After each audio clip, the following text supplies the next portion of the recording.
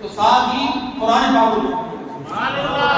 یہ وہ مہینہ ہے جس میں قرآن نازل ہوا، منزل فیہ القرآن، اور قرآن بھی کمال کی چیز ہے، کمال کتاب ہے یہ، کمال چیز ہے یہ قرآن کریم، جس نے اس کو ہاتھ لگایا اس کو بھی برکت ملی، اس کو چھونے کا بھی ثواب ہے، جس کو نہیں آتا صرف زیارت کرے اس کو بھی ثواب ملتا ہے، سینے سے لگانے کا بھی ملتا ہے، اور جو پڑھے اس کو بھی ملتا ہے، اور جو پڑھ کر عمل کرے تو غوث پاک بن جاتا ہے، خواجہ علی حجویری بن جاتا ہے، خواجہ بہادر زکریا ممتانی بن جاتا ہے، یہاں تو استاد پڑھے استاد مفتی صاحب بن جاتا ہے۔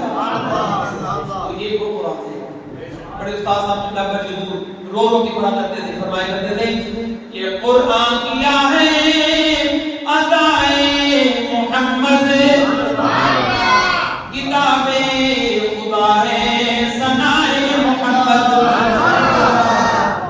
یہ ادائے محمد حضور کی ادا ہے، یہ قرآن کریم نبی پاک کا چلنا بتاتی ہے، بیٹھنا بتاتی ہے، اٹھنا بتاتی ہے، بولنا بتاتی ہے، سونا جاگنا بتاتی ہے، آپ کی زندگی کا ہر معاملہ بتاتی ہے، یہ وہ قرآن ہے، اور خدا کی کتاب ہے، ثنا کرے تاریخ کو، اور پورا قرآن نبی پاک کی تاریخ ہے، کوئی تو چیزیں اس میں پڑھی، یہ اللہ کی حمد و ثنا ہے یا میلاد مصطفیٰ ہے۔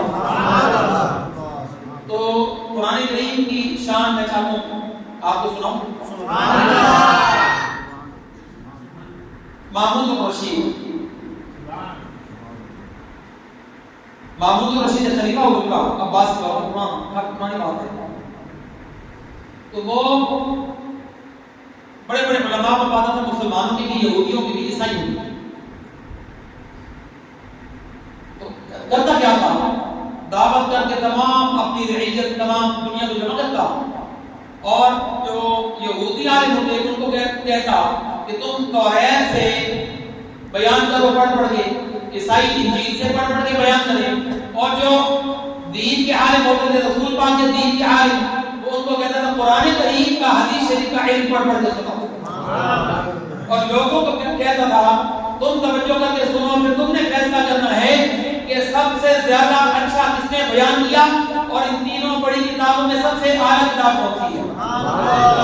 اسی طرح زبور کا عالم، یہ سارے بات ایک آیا اس دعوت کے اندر ایک یہودی بہت بڑا عالم آیا جو بہت زبردست بولنے والا تھا، تو بڑا بولنا آتا تھا، بعض بندے تو ہوتے ہیں جن کو کے پاس علم تو بڑا ہوتا ہے لیکن بات کو ایکسپلین نہیں کر پاتے، بتا نہیں سکتے، کسی کو گائیڈ نہیں کر سکتے، جس طرح میں آج تک کسی کو 20 رکعت نماز تراویح پر کسی کو پابند نہیں کر سکا، نہیں بنا سکا، بڑی میں نے ٹرائی کی، اور بلکہ وہ 20 سال کو جب زور دیتا وہ 8 بھی پڑے کام کرتے ہیں، حتیٰ کہ فرض ہی چھوڑ کے چلے جاتے ہیں، یہ صرف یہاں کا معاملہ نہیں ہر جگہ کا ہے۔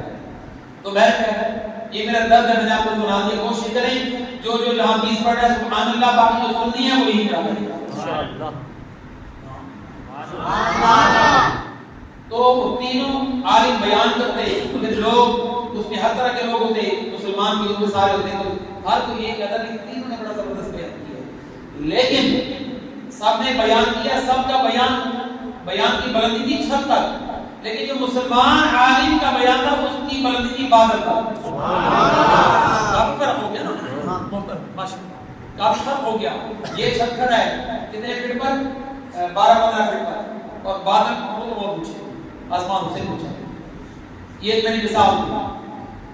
اچھا تو وہ جو یہودی عالم تھا وہ بات بڑی زبردست کرتا تھا، وہ تو بولنے کا ڈھنگ تھا، تو محمود الرشید نے اس کو بڑا انعام دیا، اس کو بلا کے کہا، میں کہتا ہے کہ تم مسلمان کیوں نہیں ہو جاتا، تم توریت پڑھ کے لوگوں کو اپنا مرید بنا لیتا ہے، تو جب تو قرآن پڑھ کے محمد تو قرآن پڑھے گا، تو قرآن کی تو اپنی تاثیر ہے، لذت ہے، چاشنی ہے، برکت ہے، اللہ رسول کا ساتھ توجہ ہے، معجزہ ہے اس کا، تو تو اگر یہ پڑھ کے سنائے تو لگتا ہے کہ ساری دنیا ہی تیرے قدموں میں ہوگی، سبحان اللہ، کہتا نہیں میں نہیں قرآن پڑھنا، میں مسلمان ہی نہیں، میں کیوں پڑھوں، میں یہودی ٹھیک ہوں اور میں تورا ہی ہوں۔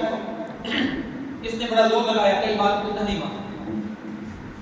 اب اگلے سال یہ جب بھی ابھی بات 4 مہینے بعد 6 مہینے بعد یہ سال بعد جب پنڈال سجا نا خدا پر صاحب اللہ سبحان اللہ ایک محبت والے بندے سامنے بیٹھے ہوتے ہیں بندے کو جوڑو سبحان اللہ. اچھا تو اپنے ساتھ جب اس طرح پنڈال سجا تو وہ یہودی توریت لائے نہیں اور جو اس کے سامنے کتاب چپٹی ہوئی تھی نا وہ بالکل قرآن کریم جیسی تھی. لوگوں کو بڑی حیرت ہوئی کہ آج انجیل نہیں یہ تو قرآن کریم جیسی بول جاتی ہے کیا ماجرا ہے. ابھی وہ سوچ رہے تھے تو اس کی باری ہوئی پہلے تو اس نے انجیل کیا لانی تھی اور توریت کیا لانی تھی. اس نے جو کتاب کھول کے وہ قرآن تھا.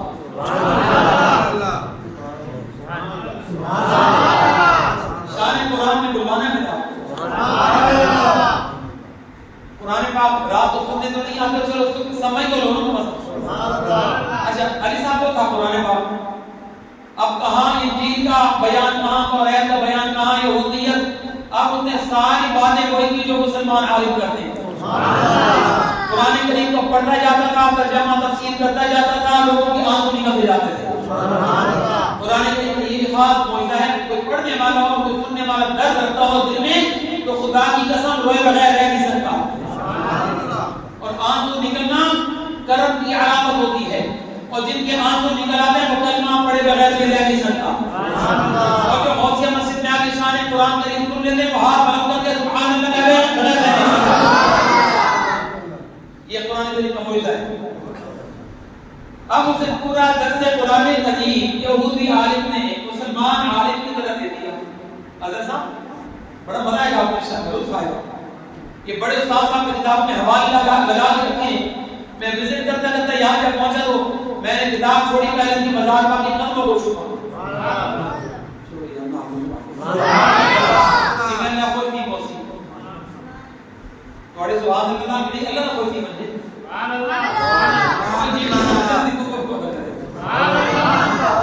اللہ کو خوش نہ کرنا ہے بیٹے آپ کو سبحان اللہ. اور نے بولتے گڑیاں نہیں کہ پچھو لانے کو تو سب کی بیگ چل گئے نا.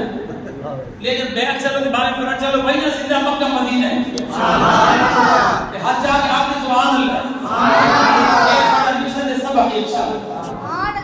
اب اس نے سارا قرآن کریم کا درد دے دیا. لوگ تو عرش کرتے سبحان اللہ نعرے. تو محمود الرشید نے اس کو کہا کہ انعام بھی دو نہ دیا.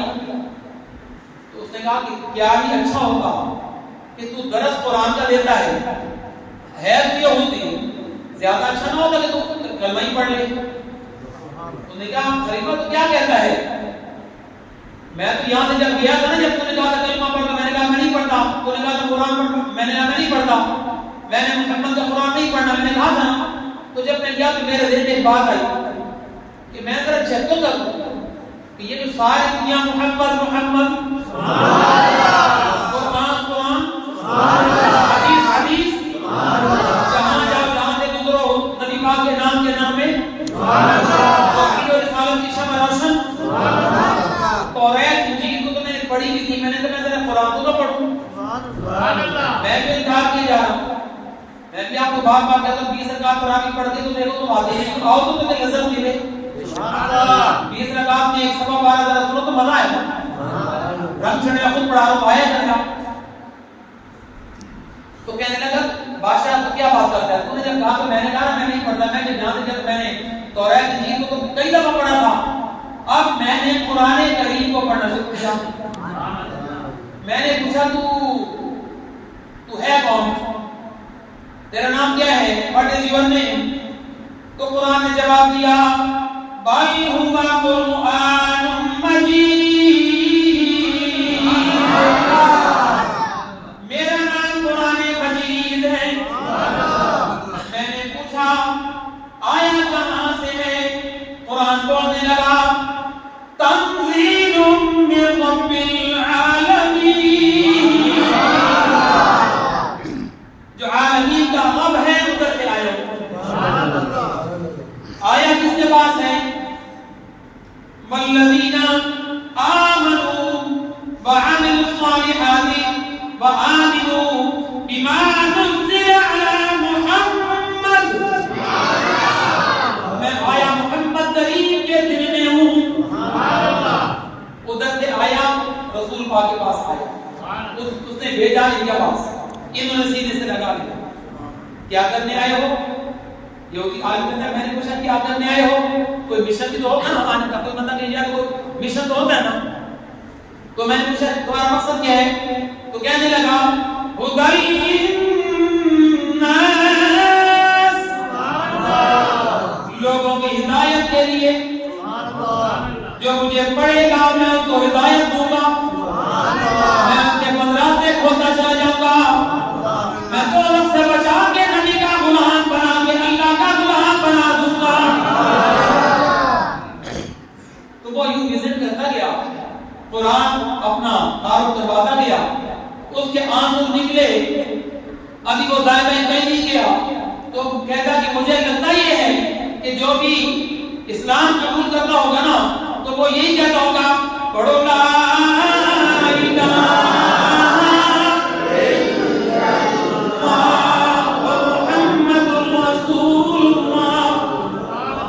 تو اس نے خود ہی کلمہ پڑھا. تو یہاں میرا بلیدان کہتا ہے خود نہیں پڑھا, پڑھانا پڑھایا نبی پاک.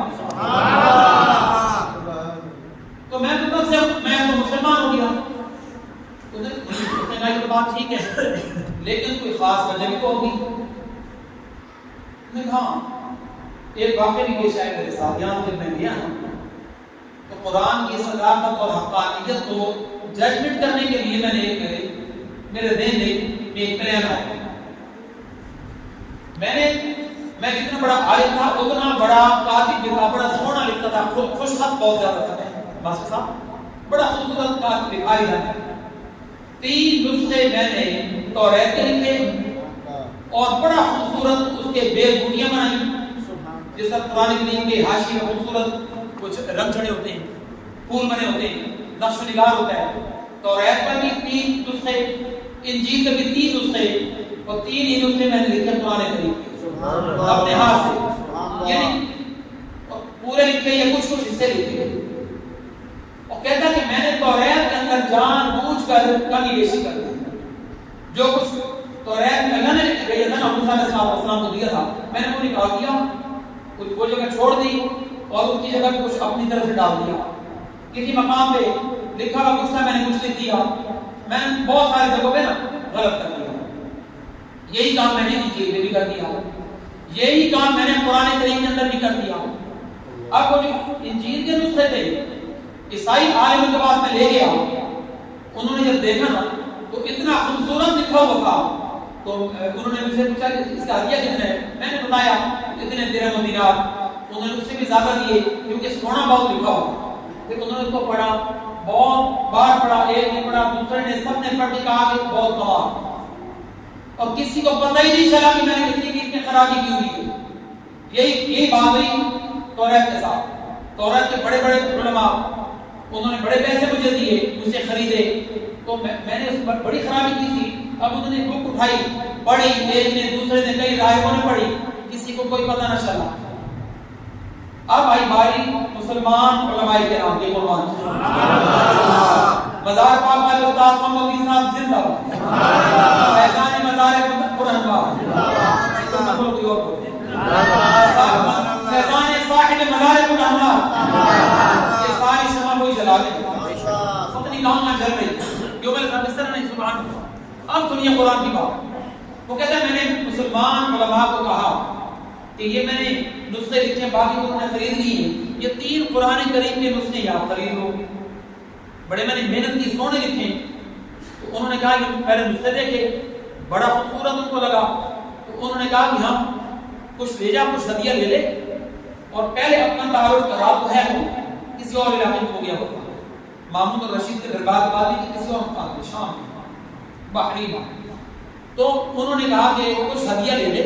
بڑی بڑی محنت کی اور ہمارے قرآن سے انہوں نے بڑا پیار کا اظہار کیا. تو خالی نہ جا, کچھ لے جا, لیکن ہم اس کو پہلے پڑھیں گے سارے. اگر یہ وقت نہیں تو پھر تیرا ہوگا لکھنا, ہمارا ہوگا انعام دینا. پھر تو پھر انشاءاللہ ہمارے دل میں تیری قدر آ جائے گی، تجھے منہ مانگا انعام ملے گا۔ وہ کہتا ہے کہ جب مسلمان ہے نا ایک ہفتے کا ٹائم مانگا، 2 ہفتے کا، ایک علامہ صاحب نے قرآن کریم پڑھا، پڑھتے پڑھتے کہتے ہیں کہ یہاں سے ڈنڈی ماری تو غلط، یہاں تو اس طرح ہے ہی نہیں، تو بالکل غلط اس سے لکھا ہے، آگے بھی آگے پھر غلط، کہیں زیادتی کہیں کمی، کہیں زیادتی کہیں کمی، ان کا یہ تو قابل قبول ہے ہی نہیں۔ اب وہ 14 دن کے بعد وقت پر آیا، مجمع لگا ہوا تھا، اب اس کا اشتہار لگا ہوا تھا کہ اس نے آنا ہے دولت لینے اور قرآن کریم کی خدمت کی۔ اب جب مسلمان علماء کے وہ سامنے آیا تو مسلمان علماء نے کہا کہ بھائی تجھے جو کچھ ہم نے دیا تیرا بندہ نہیں، تو وہ واپس کر، تو نے سارا غلط لکھا ہے، ہمارے نبی کا قرآن یوں نہیں ہے، تو نے فلاں بھی ڈنڈی ماری، فلاں جگہ ڈنڈی ماری، تو نے ساری باتیں میں غلط لکھ دی، وہ جو اصل بات ہے کہ اللہ رسول کی طرف سے آئی قرآن جو اللہ نے بھیجا تھا اس نے تو نے چینج کر دی۔ اس نے کہا یہ تو میں تمہیں بتانا چاہتا ہوں کہ میں نے ان کو چیک کیا، یہودی اور نصرانی علماء کو، ان کو تو کبھی پتہ نہیں چلا، واقعی قرآن بھی سچا تم بھی سچے، یہ میں نے جان کے دیا تھا تمہیں چیک کرنے کے خاطر، تو میں نے یہ اسی وقت کلمہ پڑھ لیا تھا کہ جس قرآن کے پڑھنے والے عالم سچے، وہ قرآن سچا، جس نبی پر نازل ہوا وہ نبی سچا، اور جس نبی پر بھیجنے والا جبریل آیا وہ سچا، اور جس رب نے بھیجا وہ سچا وہ سچا۔ تو میں نے اسی وقت یہ ڈیسائیڈ کر لیا تھا کہ مذہب ہے تو اسلام، کتاب ہے تو قرآن، بندہ کی غلام کرے قرآن رسول پاک کا، یہ ہے شان تمہاری اور میرے نبی علیہ السلام کے دین کے اور قرآن۔ آج 2-4 منٹ اگر اوپر ہو جائیں بھرے تو نہیں، تو ضروری بات ہے۔ حضرت سیدتنا خدیجہ الکبریٰ امت کی وہ پہلی ماں تو حضرت آمینہ ہے سلام اللہ علیہا، تو جو نبی پاک کی زوجہ بن کر امت کی ماں بنی وہ حضرت خدیجہ ہے۔ سارے کو رضی اللہ عنہا پوچھا کو رضی اللہ تعالی عنہا، بڑے انہوں نے احسان کیے اسلام پر، سب کچھ نبی پاک کی خدمت میں قربان، خود بھی فدا ہوئے۔ یہ دین کا تعارف تھا ملکۃ العرب، عرب کی ملکہ، رئیس الملکہ، بہت مالدار، بہت بڑی تاجر۔ تو ان کے پہلے 2 شوہر تھے، 2 شادیاں تھیں، ایک شوہر تھا فوت ہو گیا، دوسرے شوہر سے شادی کی وہ بھی فوت ہو گیا، پھر ان کا نصیب جاگا، ان کے شوہر بن گیا رسول، سبحان اللہ، نبیوں کے امام، رسولوں کے تائیدار ختم نبوت۔ بس ایسے 2-4 منٹ ایمانداروں۔ اب واقعہ کیا ہوا؟